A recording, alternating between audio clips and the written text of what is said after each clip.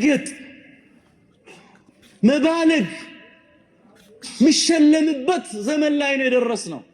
ምናልባት ሰሞኑን ብዙ ወጣት ብዙ ሰው ሚዲያ የሚከታተል ሰው አሳፋሪ ድርጊት በከተማችን ላይ ተከናውኗል። አቅል ያለው ሰው የማይቀበል የሆነው ነገር የሆነ ሽልማት ተዘጋጀ። ሽልማቱ አሸናፊ ሞቶ ምንድነው ሰግጥ ፈምስ። መሰገጥ ምን ማለት ነው በሸሪዓ በቃል ትርጉሙ? ባልግ፣ ድንበር እለፍ፣ ሰውን አትስማ፣ ብልግና ማለት ነው። ይህን የሚያይ ወጣት ይህን የሚያይ ማህበረሰብ ዝም ብለን ካለፈን አላህስ ምንድነው የሚለን? በሚዲያ ወጥቶ ለመታወቅ ሰው ልጅ መባለግ ትውልድን የሚገል ተግባር መፈጸም ንግግር መሰራጨት አለበት ወይ? በሸሪዓችን እኮ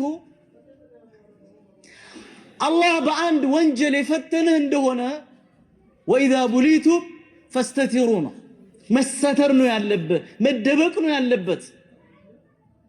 يقول النبي صلى الله عليه وسلم كل أمتي معافى إلا المجاهرين أمتوچن الله يقر لاچوال ሁሉንም አሉ እነማን ሲቀሩ ደብቆ ማዕሲያ ወንጀል ሰርቶ ከዛ በኋላ አደባባይ ወጥቶ ይውልኝ ብሎ እንደ ጉራ ያንን ወንጀላቸውን የሚነዙ ሰዎች ሲቀሩ አሉ አላህ አፉ ይላቸውም አሉ።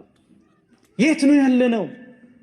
ተላላቅ የሚባሉ በእድሜ የገፉ ሰዎች እንኳን ቆሙ እዛ ቦታ ላይ ለዛ ሲያጨበጭቡ ስታይ፣ ብዙ ሙስሊም ወጣቶች እዛ አይነት ትሬንድ ውስጥ ገብቶ ስታይ ወዴት ነው እንደ ሀገር እየሄድን ያለነው?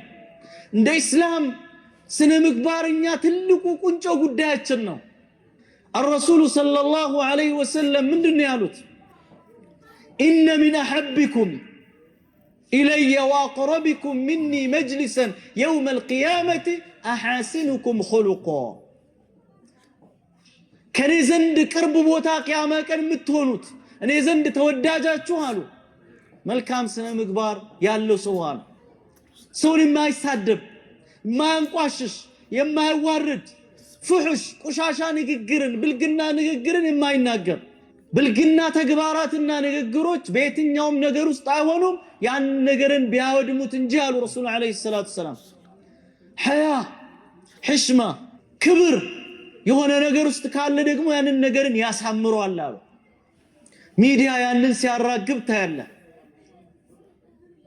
እዛ ላይ ወጥቶም ዳዕዋ ሀገራዊ ጉዳይ የሚዲያ የሆነ ጉዳይ ተብሎ ዳዕዋ የሚያደርግም ሰው ታያለ። እዛ ቦታ ላይ ወደ ሃይማኖቱ ሐቅ ያዘው ሙስሊም እንግዲህ ወንድሞቼ ኡስታዝ ያብራሩትን ነገር እያያችሁ ነውና ሰግጥ ማለት መበለግ ነው።